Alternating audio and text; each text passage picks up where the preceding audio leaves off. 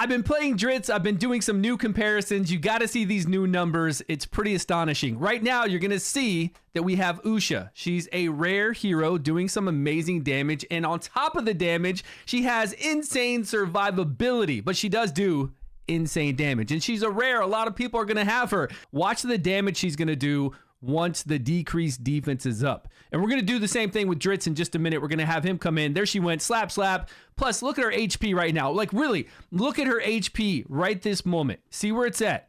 See how high it is. It's because she applies a 300% attack HP shield, which is on her right now, which just saved her ass. She would have been dead, but she's alive. She's there. She's going to be alive. And she's doing damage. If your hero is dead, they can do no damage. So it doesn't matter if you have like a 4th ascended Drizzt or a 5th ascended Drizzt, and we need to talk about the cost for that. Do you want to spend $150 every time just to get an additional copy of Drizzt when you could spend $150 for 35 gold dice, maybe get lucky and get additional legendaries, and then get a Frost legendary that you know is amazing without additional copies? Then one day, if you get an additional copy of that Frost Legendary, your mind's going to be blown because it's so good. So with Drizzt, I didn't know that I could take away that second inspiration that I had. We did that second inspiration on him, and we compared him with that 16% additional attack, defense, and HP compared to Usha. I could take that away and actually just make him standard. So that's what I did. I made him standard, just like you would probably get him, unless you're going to go spend hundreds upon hundreds of dollars. And then why do that if he's not good? Why do that if he can't survive? Why do that if he cannot do damage? And it's kind of sad because he's so iconic. He's so amazing in the books. We're going to use his leader skill. By the way, Usha is at a 96% chance to crit with this same gear that he's got on right now. Same gear, but she's at 96. He's at 100% chance to crit. Plus, he's got 30% additional critical damage. We only had 24 on the other one. Every time I got to this point, he would always die. There was nothing I could do because we were about to get a heal. We are about to get a heal when we come back around. Here it goes. We come back around. He's low already. We can see how low he is. The bird's about to do that arc hit on its first ability coming up. And Megan's about to heal. You can see how she's about to heal. Every time he'd die right there. Dead. Every single time, dead. So I couldn't even get a comparison of how quickly he could do the run compared to Usha. Usha did it at 56 seconds. I was looking to see if I could do a time comparison and see how quickly they could get it done. But every single time he would die at that same moment, no matter what. Nothing we could do. He would get low right around here, come back around. Megan's about to heal. Wasn't a problem with Usha because she always has massive shields on herself. So what I did is I went and made Megan faster. I was like, okay, no problem. Let me get some, it's close. Let me go get some skill haste on Megan because I'm tired of seeing him fall over. I want to see a good comparison on this battle. Don't worry. I've got other battles to show you. I've got the Necrosis Domain, stage 5. I'm about to show you that. Plus I've got some damage number comparison side by side. I'm going to show you those. So I upped her skill haste so she could get that heal in faster. Now, it's not a big heal. It's just that increased defense along with the regen. So I was hoping the increased defense could kind of keep him alive, right? Here it goes. Here it goes. Come on. Megan's about to go. There we go. Little bit of heal on him. Yeah, 1,000 plus the increased defense. Dead.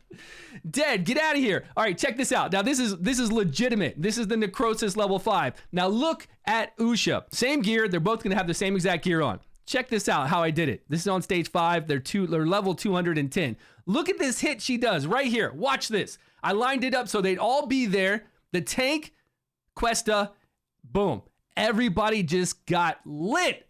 Whenever there's a Frost debuff up, she just does insane damage. Whenever there's a Frost debuff up for Drizzt, he ignores like 24% defense, something. 14, I don't remember what it was. Something that he does when Frost is up, and he can apply Frost himself just like Usha can. So we tore through them. And look at her HP. Look at her shield she has on her. Now we're going into wave 2. This dungeon is very difficult, by the way, especially the boss. The boss that summons that fear barrier, this undead thing, you got to have decrease attack up when it does its ultimate. Okay, now check this out here. Look at this.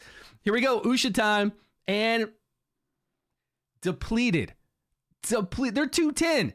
These guys are strong. They're not a pushover. If you're doing stage 5 of this, you know what I'm talking about. These guys are tanky as hell, and they do a lot of damage. And I know your melee is probably getting killed whenever you come in here really quickly. Let's go to the boss really fast. The boss is another story. I need to bring, like, I don't have a good Frost Necrosis team to come in here and do decrease attack yet. I need to level somebody up for that. But here we go again. Watch, we're gonna do it again. The boss is gonna get us though.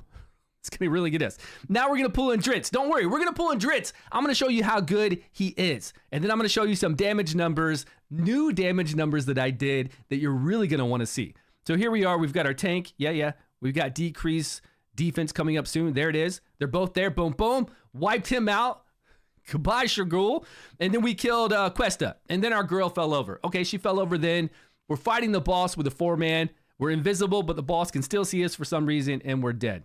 Okay, GG. Now, let's bring in Drizzt. Same exact gear, same exact play. Let's just see what happens. Here we go. We're waiting now. We've got a skill unselected, so we can do it after we get our decrease defense up by Rava. Here it goes. And decrease defense is up on everyone now. Let's go. Do your thing, Drizzt.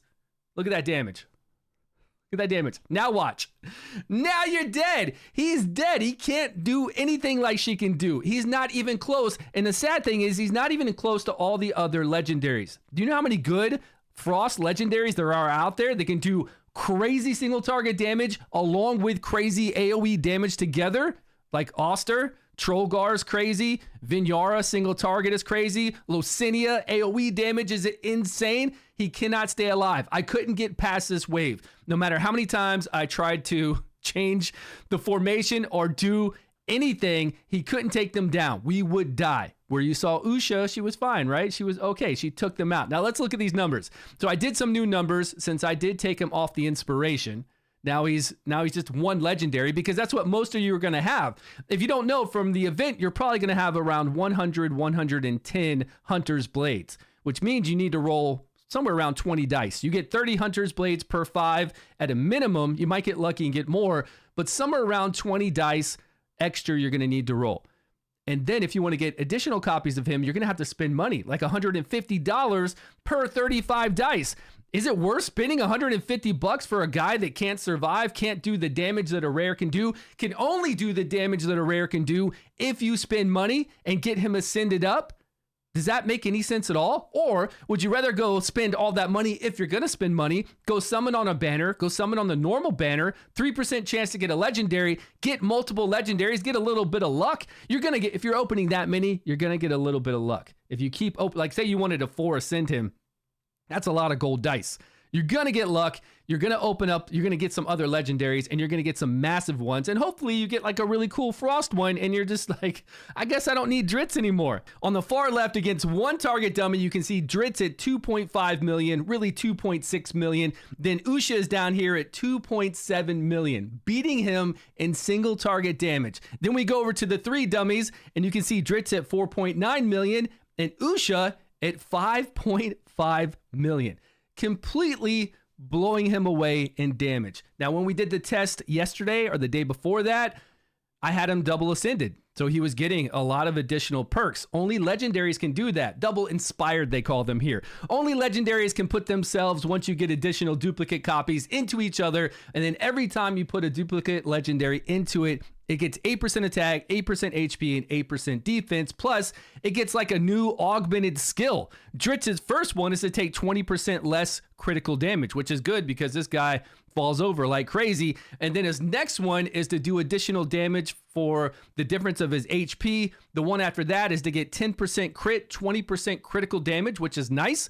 If you get 10% additional crit rate, that means less crit rate you need to equip, 20% additional critical damage. Yeah, that's going to make him hit harder. Okay, great. You got a guy that you just spent all that money on so that he could be a little bit harder hitting than Usha, but still not as survivable. So when he's dead, he's actually not doing as much damage. If the Panther dies, which the Panther is pretty good now, I will say that. Unless somebody just jumps on the Panther and kills it, it's going to be okay. AoE damage does not seem to be an issue. Still, there's no way to bring it back, which is very, very sad. Needs a way to resummon it if it dies, just in case. And I did notice when you go wave to wave to wave, you can kind of cheat and have the Panther tank somebody. And if it dies and there's waves, when you go to the next wave, he'll call it out again.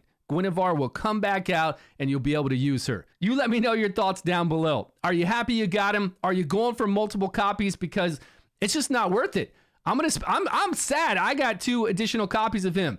That's a lot of dice. I could have gone and got 2 other legendaries and then gotten lucky and pulled maybe 2 more, or at least 1 more other legendary, and I bet it would be somebody that I'd actually use, because I don't need to use this guy. I don't need somebody that's going to run in, fall over, have his panther like mess things up too with collision or attacks. It's just not worth it, and the damage is just not there too. That's a big problem with that. Melee is hard to use in this game, and the damage isn't there. I'm really sad. I'm actually really sad about this.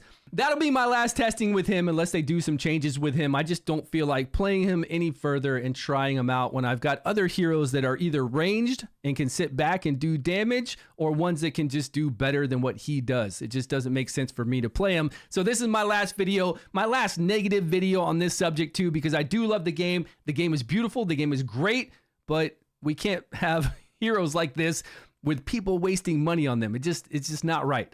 Thanks so much for watching, everyone. Appreciate your time. I will see you all in a video soon.